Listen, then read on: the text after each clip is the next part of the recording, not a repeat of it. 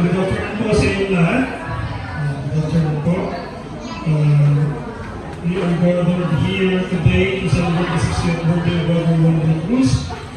We praise God for blessing the life of Brother Juan and serving God in the ministry for the last 20 years of his life. So ngayon, ang ating pong text ay galing po sa Psalm 121. So we'll be reading Psalm 121 to give God due honor and reverence. May I ask everyone to please rise. Verse 1, a song of the degrees. I will lift up my eyes unto the hills from whence cometh my help. My help cometh from the Lord, which made heaven and earth. He will not suffer thy foot to be moved. He that keepeth thee will not slumber. Verse 4, behold, he that keepeth Israel shall neither slumber nor sleep. Verse 5, the Lord is thy keeper, the Lord is thy shade upon thy right hand. Verse 6, the sun shall not smite thee by day, nor the moon by night. Verse 7, the Lord shall preserve thee from all evil, he shall preserve thy soul. Verse 8, the Lord shall preserve thy going out, and thy coming in from this time forth, and even forevermore. Let us pray. Dear God, Heavenly Father, maraming salamat po sa pagkakataon nito na maglingkod at makinig ang salita. Lord, give us receptive hearts that we may understand fully the message this afternoon, that we may put it in our lives, apply it in our lives. So, steer our hearts, Lord, in Christ we pray. Amen. Okay, we are now celebrating the birthday, 60th birthday of Brother Juan de la Cruz. He's been serving the Lord for 20 years. Ngayon po, we are studying, we're going to learn.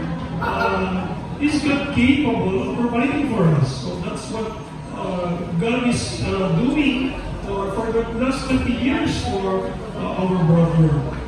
So in Psalms 50, verses 10 to 12, for every beast of the forest is mine, and the cattle upon 1,000 hills. I know all the fowls of the mountains and the wild beasts of the field are mine. If I were hungry, I would not tell thee, for the world is mine and the fullness thereof. So, ganito lang po, simple lang yung sinasabi ng Panginoon. Sinasabi niya na, the forest is mine, aming lahat ito. At the cattle of 1,000 hills, lahat ng kayo po, na nandito sa forest, ay kanya, pagkakarito niya. Kahit na mga ibon ay kanya, kahit na sinasabi wild beast, sabi sa verse 11, if I were hungry, ako man ay gugutom, I would not tell thee, for the world is mine. Hindi ba kailangan sabihin ko sa'yo? Hindi ko na kailangan pa ipapaalam sa'yo. Because the world is mine. Ito ang sinasabi ng Panginoon dito. Kaya hindi niya tayo kailangan. If he is hungry, pwede mo po siya gugutom. Sabihin ko, kanya lahat ito, kaya niya i-provide lahat ang kailangan natin. Huwag po natin kalilimutan yan. So, does God desire for us to have a beautiful and successful life? Katulad po ito ating si kapatid na si Juan. Bigyan siya ng successful life. A family, a caring family, a good job, a good paying job. So, successful po. At kayo yung desire skill siya. Diba? So, napakaganda po. Does God desire to hurt us or to bless us? So, there are a lot of questions that arises in our lives. Is God blessing us? Always? Of course not. Then, that there will be trials in our lives. Diba? Yung ginawa ng Diyos kay Job. His life is successful. He was given trials, temptations, but he overcame all these things. Kaya nga, bless siya, Lord. Does God loves us? Since when did He love us? Jeremiah 31:3, the Lord hath appeared of old unto me, saying, Yea, I am loving with an everlasting love. Therefore, with loving kindness have I drawn thee. So, ganun po ating Panginoon, na minahal na tayo, at binigay niya sa atin ay eternal love. Walang katapusan, walang hanggang pagmamahal na binigay sa atin ng Panginoon. Romans chapter 5 verse 8, but God commended His love toward us in that while we were yet sinners, Christ died for us. Ganun po nangyari, kinumen ng ating Panginoon ang kanyang pagmamahal sa atin. Kahit na tayo ay kasalanan, siya ito na tayo para sa atin. Napakadakila. That is great love. That is agape love. He sacrificed everything para tayo ay maging natin eternal love. So that is the eternal love na gusto niya tayong makasama sa langit for all eternity. Mula sa simula, nandun na ang Ama, may fellowship sila ng Anak, tayo ay isasama niya doon sa langit to enjoy that fellowship for all eternity. Napakahaba pong panahon na bibigay sa ating Panginoon. God wants us to live our lives to the fullest. God wants us to reach our full potential. Yun po ang gusto ng Panginoon sa atin. Hindi niya po tayo gusto na mapahamak. Sabi nga sa John chapter 10, verse 10, the thief cometh not but to steal and to kill and to destroy. Yung po ang gusto ng Satanas. Ang gusto niya, nakawin sa atin. Tayo ay patayin, naman niya. Yan po ang purpose niya. Pero in contrast, ang gusto po ng Panginoon Diyos ay that they might have life and that they might have it more abundantly. So yun po ang gusto sa ating Panginoon. Magkaroon tayo ng abundant life. Yan po ang gusto ng Panginoon sa atin. Na magkaroon tayo ng buhay. Yung buhay po na yun ay gagamitin natin para sa padakilaan ng Diyos. Ganyan po ang buhay ang gusto niya. Sa number 2 po, ano pa sabi dyan? Every perfect gift comes from God. Sabi po sa James chapter 1 verse 17, every good gift and every perfect gift is from God, and coming down from the Father of lights, with whom is no variableness, neither shadow of turning. So, ang pagbibigay po sa inyo ng Panginoon ng perfect gift, yan po ay perfect, good na po yan. Wala na po superlative na good, better, best. Wala na po. What is good is already perfect for God. Perfect na po sa inyo. Pag good na po kay Lord, perfect na po sa atin yun. Yun na po ay galing sa Father of Lights. Galing po sa Diyos Ama. In whom there is no variableness, hindi po siya nagbabago. No shadow of turning, hindi po bago siya. Hindi po siya, unchangeable po siya. Ano po ibibigay niya para sa atin yung po para sa atin. Kailangan natin ay hanapin ang will of God for us. So we can have that sa ating buhay.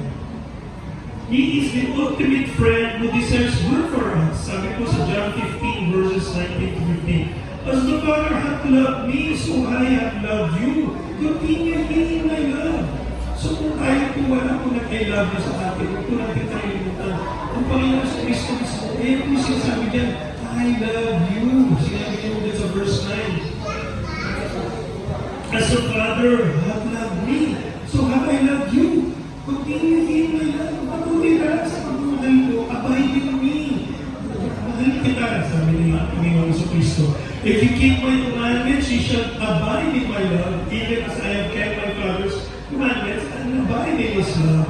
So kailangan natin mag-abide sa Panginoon sa Kristo with His commandments. So kasama po yun. If we love our Lord Jesus Christ, of course He loved us. Yun na po sinabi kanina. These things have I spoken to you that your joy, my joy might remain in you and that your joy might be true. So ano po gusto niya? Maging masaya tayo. Pero paano yun? Paano tayo mag-maintain yung joy? Diba? Paano natin po yung joy ngayon? To keep those things I have spoken to you. Hindi rin po binabagay sinasabi ko sa inyo, sabi ko sa Kristo. That remain in you, that your joy might be full. So lahat daw ito ang sinasabi sa salita ng Diyos, pag nasa atin yan, tayo, ang joy natin ay continual at magiging full. Diba? Yung po sabi niya, greater love hath no man than this, that a man lay down his life for his friends. So yan, pinakita niya yun. Sabi niya, this is my commandment, that you love one another as I have loved you. Greater love hath no man than this. Wala na kung hihigit pa sa pagmamahal. Wala kang Panginoon sa Kristo na binigay niya ang kanyang sariling buhay para tayo ay maligtas. Tinubos niya tayo ang kanyang sariling buhay dahil pinahirapan ko siya. You are my friends if you do whatsoever I command you. Yan po ang pangako niya. Nang gawin natin yung gusto niya, yung kanyang commandment, mag-abay tayo sa kanya, mag-abay tayo sa love niya, tayo ay magiging kaibigan niya. We will have peace, we will have comfort, we will have unspeakable blessings. Henceforth I call you not servants, for the servant knoweth not what his Lord doeth, But I have told you, friends, for all things that I've heard of my Father, I have made known unto you. So yun po sinasabi niya, hindi rin po tayo servants. Tayo ay kaibigan ng Panginoon sa Kristo. Kaya lahat daw na narinig kasama, ay ibigay niya sa atin. Ganun niya po tayo tumagay. So, God bless us with many things and still blesses us today. Sabi ko sa 2 Corinthians 9:8, and God is able to make all grace abound toward you, that you always having no sufficiency in all things, may abound to every good work. So yan po ang gusto ng Panginoon, that all grace may abound toward us, that we will all have, having all sufficiency in all things, may abound to every good work. So yun po ang will ng Panginoon Kristo, that we abound in the word. These things will give us joy.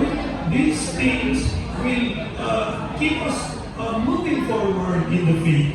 So yun po kailangan natin. Yan po ang mag-reach natin sa potential. So, there are reasons that we should be thankful for God for our birthday. Ito po yung mga dapat natin gawin. Those are the reasons. So, number one, we are expected to be thankful always. So, dahil na sa birthday, bilang sa birthday, kung hindi dapat nakita yun, sabi daw, daily, First Thessalonians chapter 5, verse 18. In everything, give thanks, for this is the will of God in Christ Jesus concerning you. It is good to give God thanks. Lagi po tayo, consistently, every day of our life, we should be thanking God.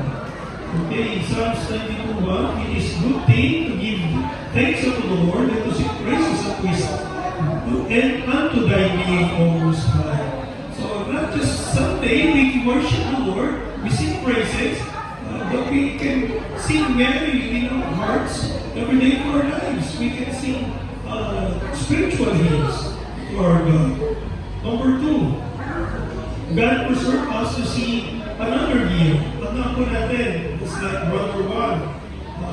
He was given another year to serve the Lord. So, kung tingnan mo natin yung Quran, tingnan natin yung previous year, how God blessed us.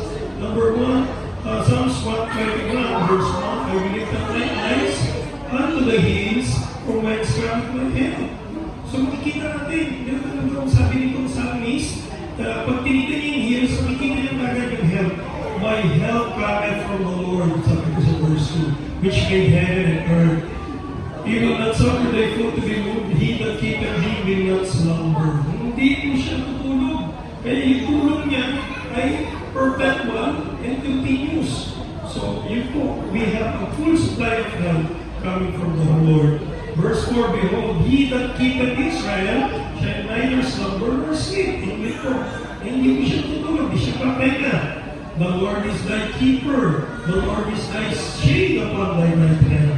So, ang Panginoon po, keeper, siya po yung magtatago sa atin. I-keep niya mo tayo. Ngayon, yung shade daw bibigay niya sa ating right hand. The sun shall not smite thee by day, nor the moon by night. Hindi naman tayo mga arawan. Siyempre, lalo ngayong summer, mainit, ihirapan tayo. Pero sabi ko ng Panginoon, ipipreserve niya tayo. Hindi niya kaya mapasok ng araw. The Lord shall preserve thee from all evil, and shall preserve thy soul. Hindi niya kailangan matukso, padadapa tayo, kaya tumayo po tayo agad. We have to be resilient Christians. We cannot keep being faltered and nakadapa. Kaya tumayo po tayo agad.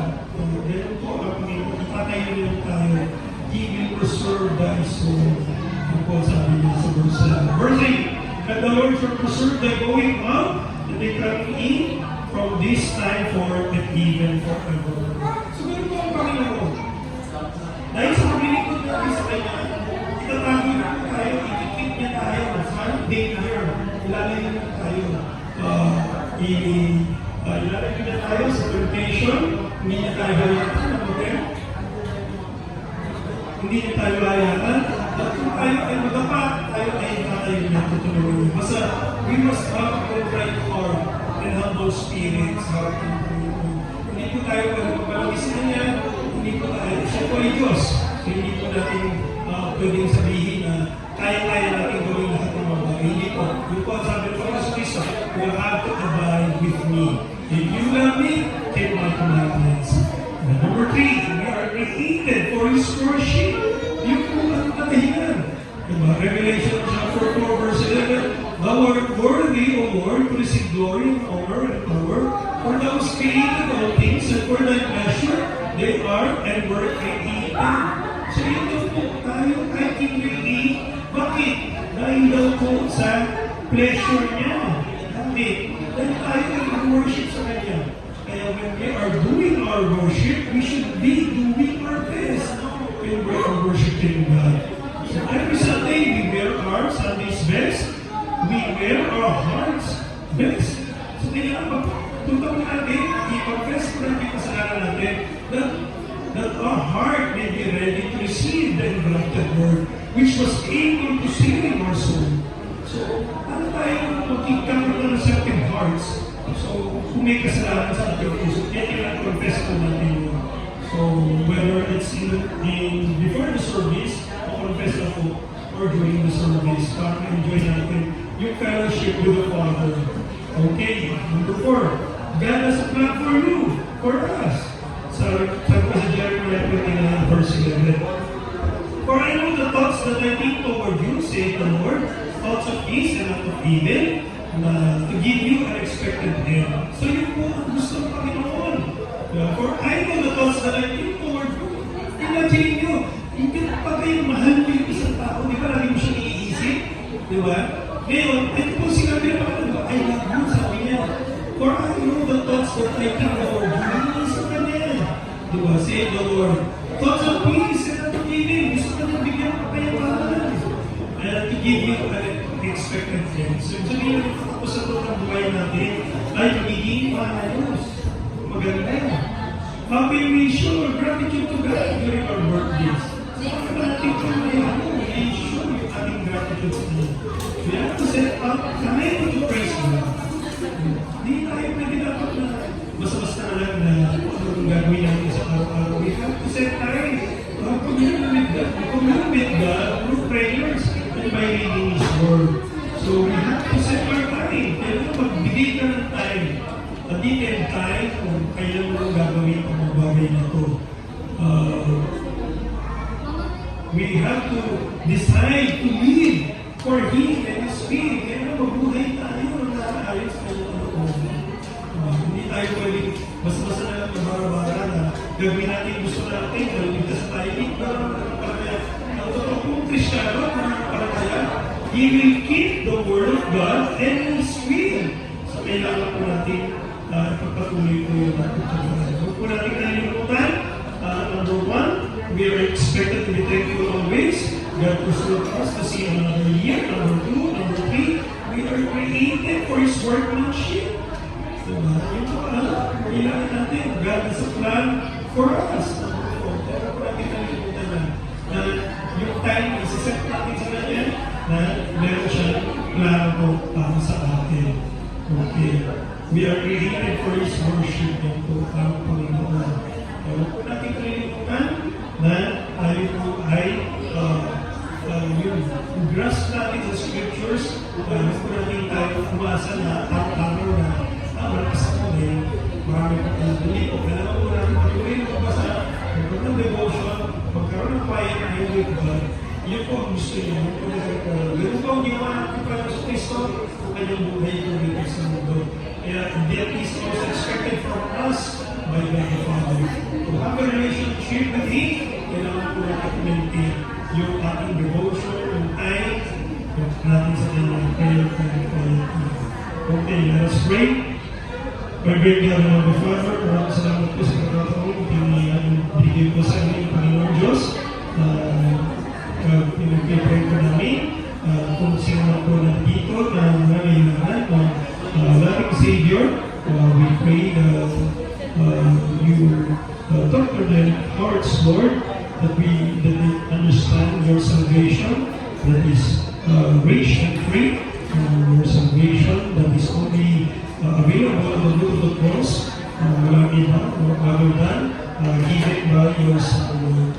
Lord, kayo lang po siya maging sa bawat isa, Panginoon, kanina pa, at kaya po ang siyang tumabay sa buhay Brother Juan na may nakaroon na yung Panginoon. Patuloy po gamitin ninyo yung salita sa mga tao na nakinig at patuloy po kami pagkubayan po ninyo ang Diyos sa aming